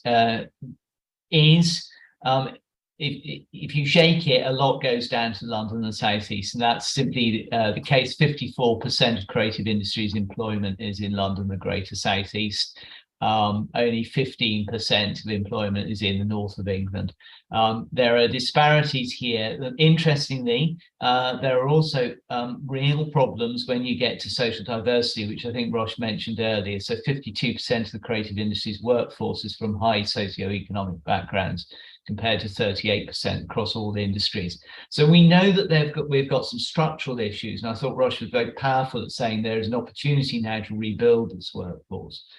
I think it's really important that we don't get into a dichotomy by saying that the answer to this is to take money from London and put it somewhere else, but to invest more in the entire system. London is not a unitary city. It has huge areas of underemployment and deprivation, and the social infrastructure, which Elaine was talking about for the South Bank, is replicated in small micro industries and companies in London as it is elsewhere. But there is no doubt that we need to move investment across the country, and there are really strong reasons for that. Everything we've talked about in terms of social infrastructure and the value of arts works out of London and South East. And we aren't thinking in a very joined up way about this. And I come back again to thinking in a systemic fashion. And either or zero-sum game isn't the right answer, nor is the right answer to underinvest in devolution deals. So it's great to have greater devolution, but it won't help anybody if what you do is shift costs out of the capital into other regions to try to race to catch very small sums of funding. I can think of 3 regional schemes in competition with each other at the moment, and we've just seen statistics about how much money local authorities had to spend in order to try to chase money which then actually did not eventuate. So we've really got to think very hard about the way that we manage this. Now, one way that we did it in the Arts and Humanities Research Council was by a Creative Industries Clusters programme. Yes, one of those clusters is in London and the Greater South East, but the rest is spread across Wales, Scotland, Northern Ireland and the regions. And what we were using there was a collaboration between local authorities, universities as anchor institutions, with a drive into SMEs. That form of clustering spread across the regions is really useful because we gathered investment together. And interestingly, the answer to that is that £1 of public investment garnered £4 of co-investment from private and other funds. So there's real track evidence. The Creative Industries Clusters programme comes to an end next month. It doesn't have a successor. That is exactly the kind of thing which leads to the failure to address the structural issue that John's referring to, so that we put money in, but it doesn't stay, it doesn't stick, it's not sustained. So I think my quick answer, it's possible. There are major hurdles to overcome, but stability and joined up ecosystem thinking is absolutely essential. I'm just very conscious of time, so perhaps we can go to the supplementary. Yeah, I was going to hand over, Deborah, because I know I can see that Pauline's got a hand up and I'm sure she's got some really useful stuff to say, but I know that my colleague Howell wants to come in on this. Yeah. Well, thank you, Paul, and thank you, Chair. I'm just thinking of the not just levelling up, but the sort of triple whammy that we faced with COVID and Brexit as well. And for me, it's Wales, and for me, it's in languages other than English. I think it's quite significant that Netflix is now carrying the first drama series wholly in Welsh, produced in Wales. That's for the very first time. So really, it's there's quality, there's not quantity, there's huge ambition. So what do you think are the opportunities, and what do you think are the policy implications, not only for London and the South East, but also for governments in Wales and in Scotland, Northern Ireland? Perhaps Pauline might like to comment on that. Thank you. Yes, maybe I could sort of merge what I was going to say with the kind of question you're asking there. I mean, I think when we're looking about, there's talent everywhere, isn't there? But there isn't opportunity everywhere, and there isn't necessarily the ways of implementing the change that's necessary everywhere. There is a kind of an abundance of opportunity in the South East, but I absolutely recognise it and second what Christopher said about that's not uniform across that area, and there's definitely areas where you can't access that opportunity. I think that we need to look at wherever there is a funder, whether that's government, whether it's a devolved responsibility, whether it's a broadcaster, etc., that firstly that they're accountable, that they actually measure what the kind of, if you like, geographic impact is, as well as other forms of inclusion. And they're not just looking at kind of population. And then I think it's really important how we implement the interventions that we put in different geographic locations. So if you look at big lotteries, kind of people and places approach, for example, if you look at the cluster programme that Christopher talked about, and UKRI, of which we're a partner in at the moment, it really has to be led by organisations and people in those areas that know what are the particular barriers and challenges to accessing those opportunities, can work with partners on the ground, so you get more scales of economy, and have a kind of joined up response that allows you to scale those interventions. So when you look at social disadvantage, for example, social economic disadvantage, of which we have very high levels in Wales, the kind of practical barriers you have for people accessing and going into the creative industries are lack of transport, lack of anybody else in your peer group being in the industry, lack of information, problems with childcare.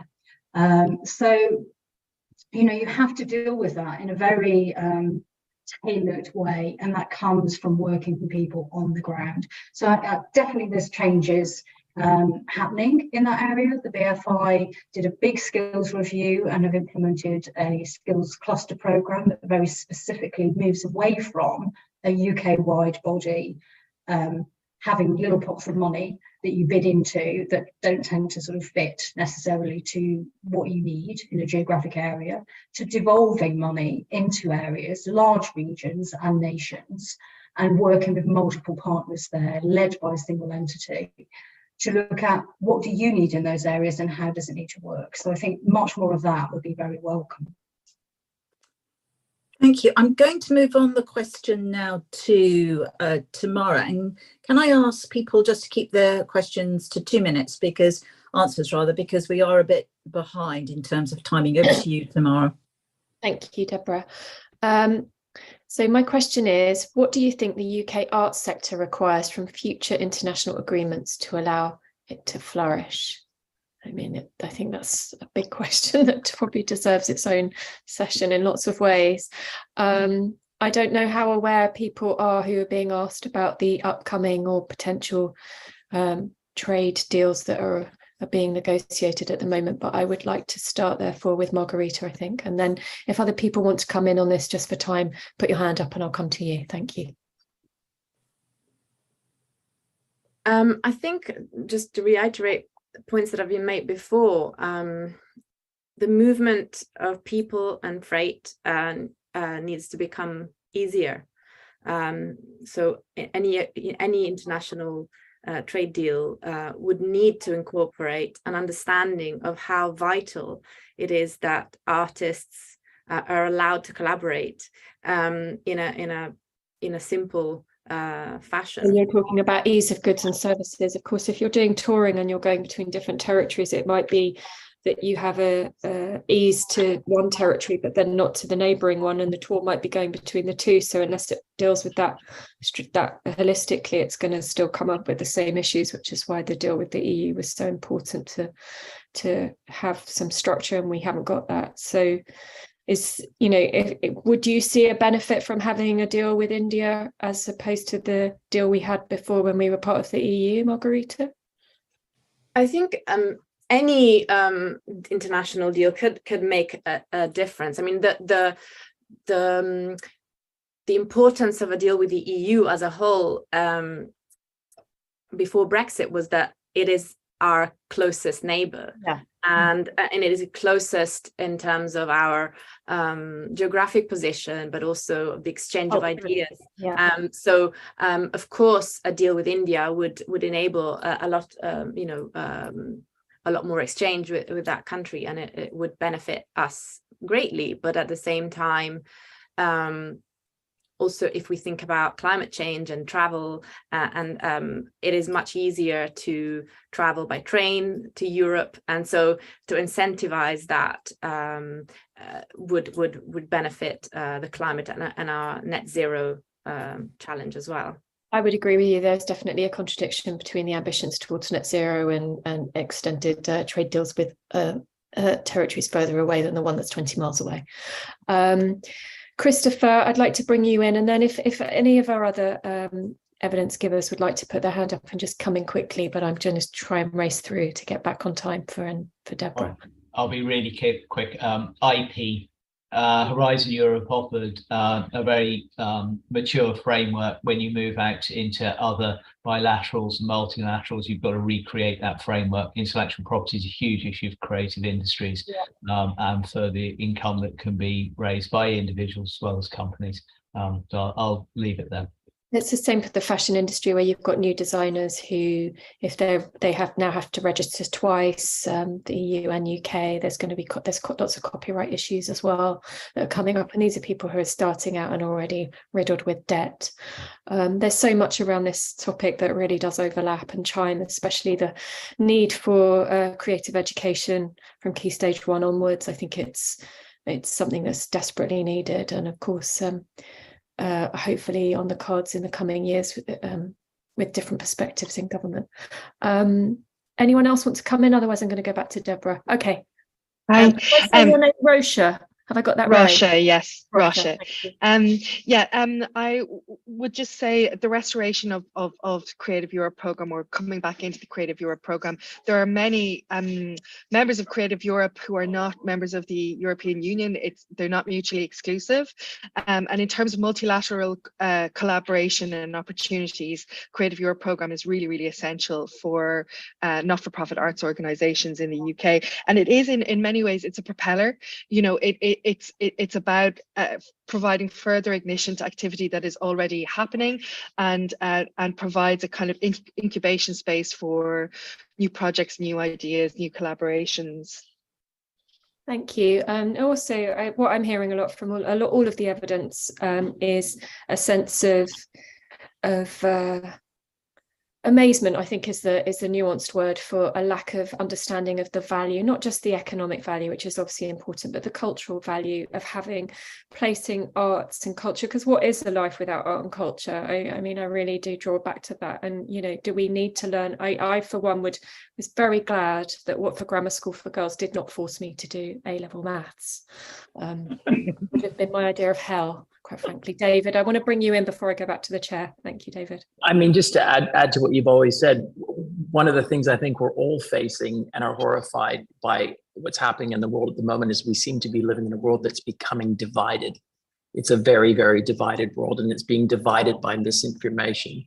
Yeah. The power of culture, the power of music, the power of the arts, nothing brings the world together. Two things like art and sport. Those two things bring people together more than anything. And I think our governments need to really step up and recognize the real power, the diplomatic power, the cultural power, the unification power. We're only going to move this planet forward if we all pull together. And music and arts are such a powerful, powerful way to do that.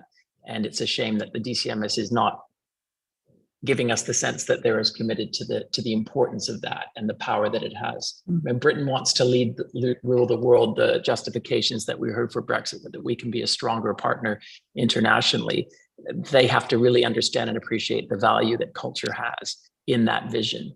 And also, you know, in relation to Europe, whilst we welcome opportunities for markets like India, we've already done so much cultural groundwork in the EU where British culture is already understood and appreciated. So, you know, it's always easier to play to your strengths than to go to new markets and build things. You know, you welcome the opportunity to do it, but the British brand travels really, really well within the EU, and we want to continue to play to those strengths. So let's not take our foot off the gas where that's concerned. Yeah, you've just said some brilliant quotes from this. I hope that the team use them for social. I love those. I love what you were saying there. I'm going to defer back to Deborah now, but thank you, everyone. Thanks very much, Tamara. Is Jeff with us for the next question? Yes, I am. Thanks very much, Deborah. Good morning. We've already heard from Christopher a comment about the economic benefits of the sector. I just wonder, could I take another challenge back to that and ask, do we think the tangible economic benefits of arts and culture are being fully recognised? Thanks, Greg. Can I just pick that one up with one or two of the other colleagues? Pauline, could you start, please? Sorry, we're talking about tangible economic benefits here. Are they understood? Did I just catch that? Yes. Yes, tangible economic benefits. I do think that the economic benefits are understood, but not the complexity of the kind of ecosystem, and how, if you don't kind of look at it as a whole, right away from education to skills to the cultural benefit, then you could kind of damage the whole. And the reason why I think it's the economic benefit is met, certainly from a film and television point of view, is looking at how quickly the film and TV restart scheme was put in place by Treasury with COVID, when there was all the narrative that there weren't going to be sector-specific deals. And there was a convening across the UK of many of us, I think it was about 80 of us, that were all working together, lots of working groups, to rapidly speak actually with one voice about what the needs were, do a lot of work around how we had to change working practice, etc. And then Treasury responding with that financial support package, which basically made good defective insurance and allowed the sector to get going again. And so hence we're in this position of significant growth on the production side, and that is because of that recognition. But I really don't think that they get that interconnectedness that we've all been talking about throughout these various questions. Thank you. David, tangible benefits. How on earth do we sell this one? I mean, the economic power of the music business alone is it's a massive industry statistically. But again, the way that music, culture, fashion, even consumer products and marketing can all link up together. Music and the arts can be such a locomotive for which you can attach a whole lot of other things to the back. Again, I really agree with what Paulina said. I think it is a very complex ecosystem. I think if you just look at music on its own, and I'm focusing on that, it is incredibly robust. But I think when you look at what artists, what music through social media, what it can do through advertising, promotion, film, theater, when you start to link those things together, they become incredibly, incredibly powerful. And they can support other industries as well. Again, it's about breaking down barriers. It's about breaking down walls. And nothing cuts through like culture and arts as a way of doing that. So I'm just going to agree with Pauline on the complexity of the ecosystem and the need to get a better understanding of that. Thank you very much. Elaine, anything to add to that?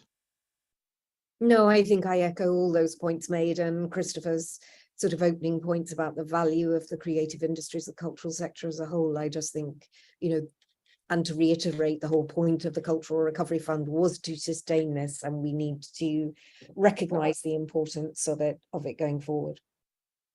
Thank you. John, as a last one on this one, a regional voice or a different perspective to the question of tangibility? No, I don't think I'd say anything contrary to what's already been said. What I would say, when I was chairman of the tourist board up here, if you took the West End out of London, what you got, and if that's what, if the metropolitan mindset is what politicians down there understand, then what you say is, look, okay, let's close every theatre on Shaftesbury Avenue, close the festival hall, close them all. What you're left with. And that's how you communicate how important. Without it, you don't have society. The arts are absolutely baked into how we function. And so, I can only endorse everything that I've heard in this short session I've been taking part. So that's what I'd say. Thank you. On that note, Deborah, back to you, please. Thank you very much. Good to have a perspective from the north on that question as well. So can I hand over to Hilary for the last question? Deborah, thanks very much indeed. This has been an absolutely wonderful session today. And what really comes across is, as we know, the UK is a cultural powerhouse. This is a fantastic export industry for the nation. And why we're not doing everything that we can to take full advantage of it is a bit of a mystery. So I'm going to challenge all our witnesses today. You've said a number of things already and don't feel the need to say them again. But if DCMS were to join the call now, and there was a minister, Secretary of State, appearing on the screen, and I asked you to say, okay, what are the three things, and very succinctly, what are the three things that you would like government to do to address some of the problems that you've highlighted this morning? What would those three things be? And I'm going to start with Margarita. Thank you so much. Well, my three things would be to remove barriers such as red tape, invest more, but also to change rhetoric and value the arts. Okay, now that's really clear. That is very helpful. Thank you very much. Rosha. Mine are very ambitious, but I'm just going to go for it. So the first would be to double Arts Council funds, to eliminate the red tape, as has been discussed, in terms of easing movement of people and things in Europe. And the third would be to restore participation in the Creative Europe program. Okay, thank you very much. Christopher. So my overarching one would be that it's not just a DCMS challenge. So number one would be DCMS, make sure you're convening Department for Education about improving creative education in schools. Make sure you're persuading the Treasury of the significance of cultural heritage and capital, so that it's put into the Grain Book. Make sure that you're talking to the Department for Education to take away the negative rhetoric around degrees, so that you can actually push through. Make sure you're talking to DIT about the massive foreign direct investment values, and make sure you're talking to all of those responsible for things like R&D tax incentives to make sure we have a joined up system, and invest in R&D for the creative industries, because it is good for the country. So it's actually only one. Talk persuasively to the rest of government. Okay, that's a very important point. David. Thank you. Well, number one would be sincerely join the call. Great that you're on board, but really, start to walk the walk rather than step in and engage. The second is to engage, with the industry. And particularly the private sector as well. The conversations that Elton and I have had at the label level say that they very much welcome, partnering with the DCMS to come up with solutions. And then the third is just in relation to red tape. In the short term, let's get information and support to navigate the red tape that currently exists. And longer term, let's do everything we can to remove that red tape, to make it easier for people to spread their craft around the world. Thanks. Hear to that. Elaine. Thank you.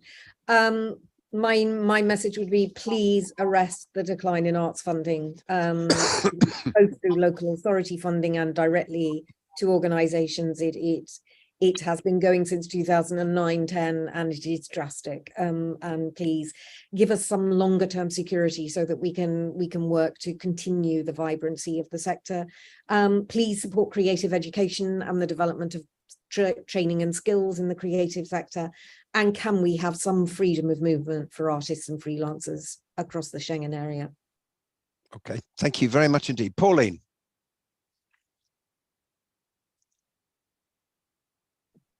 Sorry, problems with the computer. I would want them to jointly advocate with us for all of the benefits of the creative sector, actually get them engaging with what those range of benefits are. I would want them to focus on what's needed for systemic change and business innovation that is fit for the creative sector. And I would want them to take more of a place-based and asset-based approach so that we can be green and inclusive in our growth. Thank you very much. And John, you get the last word. Over to you. Thank you. Well, I agree with everything that's been said. I'm a bit more kind of in the stick, so I'd close every private school tomorrow. That'd be the first thing I'd want to do.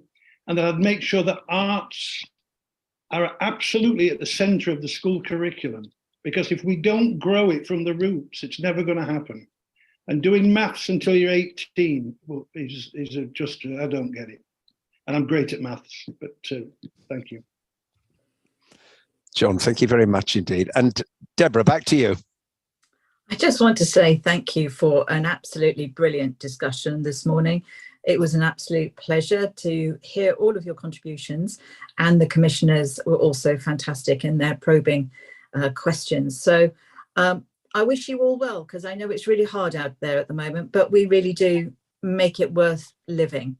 And as John was just saying, we do need arts education back in our schools. Thank you all so much for this morning. Thank you. Thank you. Bye-bye. Thank you. Bye-bye.